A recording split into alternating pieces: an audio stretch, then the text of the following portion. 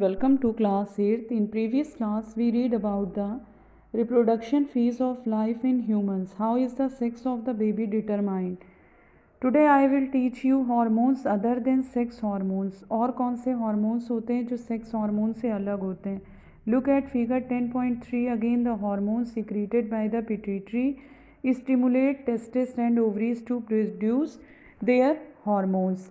यहाँ पर हार्मोन्स जो सीक्रेट होते हैं पिट्यूटरी स्टिमुलेट टेस्टिस और ओवरीज के द्वारा जो कि प्रोड्यूस करते हैं अपने हार्मोन्स को. You have already learn that the pituitary gland is an endocrine gland. Pituitary gland क्या है? एक एंडोक्राइन ग्लैंड है. It is attach to the brain, जो कि किससे कनेक्ट होती है? ब्रेन से. अपार्ट फ्रॉम द पिट्यूटरी, इसके अलावा पिट्यूटरी के अलावा the testes and the ovaries there are other endocrine glands in the body such as thyroid, pancreas and adrenals. Endocrine glands और भी होती हैं बॉडी में, जैसे थायराइड है, pancreas and adrenals. Bhujo and Pahli and once visited their aunt who was a doctor and remembered that a boy named Kaka and a very big and bulging throat. Their aunt had told them the kaka was suffering from goiter, a disease of the thyroid gland. भूजो और पहेली अपने aunty के घर जाते हैं जो कि doctor हैं, और उनको याद आता है कि उनके यहाँ काका एक रहते हैं जिनकी थ्रोट यानी गले के पास बहुत बड़ा बल्जिंग थ्रोट है. तो आंटी बताती हैं कि काका को गॉइटर डिजीज़ से पीड़ित हैं. इस डिज़ीज़ को हम थायराइड ग्लैंड कहते हैं. Kakas thyroid gland was not producing the hormone thyroxine. काका की जो थायराइड ग्लैंड है ये प्रोड्यूस नहीं करती थायरॉक्सी हार्मोन्स को. Their aunt also told them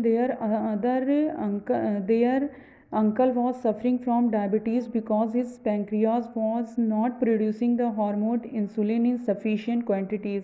और आंटी बताती हैं कि जो अंकल हैं वो उनको शुगर है क्योंकि वो उनके अंदर इंसुलिन हार्मोन्स सफिशिएंट क्वांटिटी में नहीं है. भूजो एंड पहली then ask their aunt about the adrenal glands. Aunty से एड्रीनल ग्लैंड्स के बारे में पूछते हैं, which are also shown in the chart hung on the wall of our clinic. The जो कि हर डॉक्टर क्या जाइए हर क्लिनिक पे ये चार्ट टंगा रहता है. The aunt told them that adrenal gland secrete hormones which maintain the correct salt balance in the blood. Aunty बताती हैं कि एड्रीनल ग्लैंड्स जो होती है वो सीक्रेट करती है हार्मोन्स को जो कि बॉडी में ब्लड में कितना सॉल्ट है उसको बैलेंस करता है. Adrenals also produce the hormones adrenaline. Adrenal glands जो है वो प्रोड्यूस करती है हार्मोन्स एड्रीनलिन्स को. It help the body to adjust to stress when one is very angry, embarrassed और वरीड. ये और इसमें भी हेल्प करती है जब हम बहुत गुस्से में होते हैं, एम्बेरस होते हैं या डरे हुए होते हैं, तो यही ग्लैंड है जो हमको स्ट्रेस से बचाती है. Thyroid and adrenal secrete their hormones when they receive order from the pituitary through its hormones. Thyroid और एड्रीनल जो होती है अपने हार्मोन्स को सीक्रेट करती है जब ये रिसीव करती है किसी भी ऑर्डर को पिट्यूटरी ग्लैंड से इस हार्मोन्स के through. Pituitary also secrete growth hormones. Pituitary gland secrete करती है ग्रोथ हार्मोन्स को which is necessary for the normal growth of a person, जो कि एक नॉर्मल पर्सन के नॉर्मल ग्रोथ के लिए ज़रूरी है. Role of hormones in the completing the life. एक हार्मोन्स का क्या रोल है जो कि लाइफ को कंप्लीट करता है. History of insects and frog. और इंसेक्ट और फ्रॉग की क्या हिस्ट्री है? You have already learn about the life history of the silk moth and the frog. हम पढ़ चुके हैं सिल्क मॉथ और फ्रॉग की life history. The caterpillar has to pass through various stages to become an adult moth. इन लोग adult moth तक पहुंचने में कई स्टेजेस होती है इसकी लाइफ में. Recall from class 7 the stages of life history of the silk moth. Class 7th में हम इसकी हिस्ट्री पढ़ चुके हैं सिल्क मॉथ की. Similarly the tadpole passes through certain stages to become a frog. Chapter 9 में हमने फ्रॉग की भी लाइफ हिस्ट्री पढ़ी. This change from larva to adult is the called metamorphosis. जो लार्वा चेंज होता है अडल्ट में उसको मेटामॉर्फोसिस कहते हैं. Metamorphosis in insects is control by insect hormone. Metamorphosis जो इंसेक्ट में होती है वो कंट्रोल करती है इंसेक्ट हार्मोन के द्वारा. In a frog it is controlled by thyroxine. Frog में जो होता है थायरॉक्सिन कंट्रोल करता है the hormone produce by the, जो कि थायराइड से हार्मोन प्रोड्यूस होता है। Thyroxine production require the presence of iodine in water. Thyroxine production require है, उसको प्रेजेंस होती है कि वाटर में आयोडीन है। If the water in which the tadpole are growing does not contain sufficient iodine the tadpole cannot become tadpole adults। अगर water में sufficient amount में आयोडीन नहीं होगा तो वो टैडपोल जो है कैन नॉट बिकम अडल्ट नहीं हो सकता। Reproductive health, the physical and mental wellbeing of individual is regarded as an individuals health. Physical और मेंटल मेन इसका होता है किसी भी इंडिविजुअल का, जो कि हेल्थ के बारे में बताता है। To keep the body healthy every human being at any age needs to have a balanced diet. हर एज में इंसान को एक बैलेंस डाइट की ज़रूरत होती है हेल्दी रहने के लिए। The person must also observe personal hygiene and undertake adequate physical exercise. Physical exercise और अंडरटेक एडिक्वेट हाइजीन उसकी ज़रूरी है। During adolescence however these become even more essential as the body is growing। Adolescence में क्या होता है, किशोरावस्था में ये बहुत ज़रूरी है क्योंकि उस टाइम बॉडी ग्रोथ होती है। Nutritional needs of the adolescent, क्या न्यूट्रिशनल नीड है एडोलेसेंट की? Adolescence is a stage of rapid growth and development. Adolescence जो होती है वो रैपिड डेवलपमेंट ग्रोथ होती है, ठीक है, किसी भी उसकी ग्रोथ होती है डेवलपमेंट की, एडोलेसेंस जो होती है।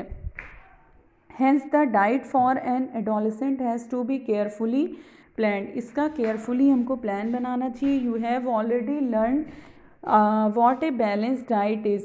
हम पढ़ चुके हैं बैलेंस डाइट के बारे में। Recall that a balance diet means that the meals include protein, carbohydrate, fats and vitamin in requisite proportions। Our Indian meal and vegetable is a balanced meal। Milk is a balanced food in itself। Fruits also provide nourishment for infants।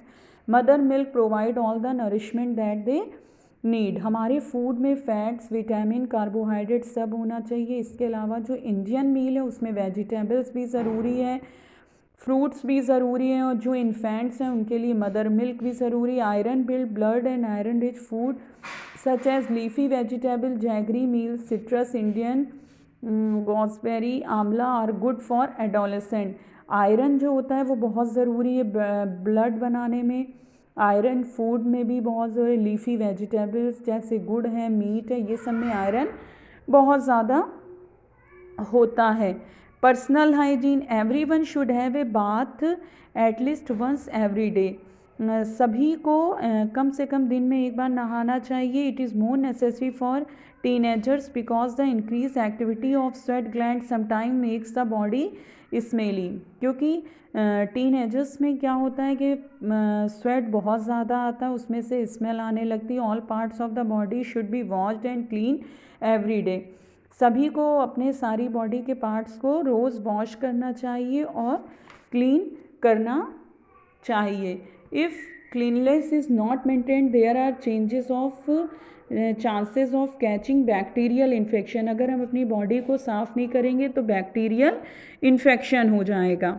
Physical exercise, walking and playing in fresh air keeps the body fit and healthy. हमको walk और play करना चाहिए fresh air में ताकि हमारी body healthy और fresh है। All young boys and girls should take walks, exercise and play outdoor games. हमें सभी जितने भी लड़के लड़कियां हैं उनको वॉक करना चाहिए, रेगुलर एक्सरसाइज करना चाहिए, आउटडोर गेम्स करने चाहिए। You understand children? I hope you all understand. We will continue next topic in next video. Okay, thank you children.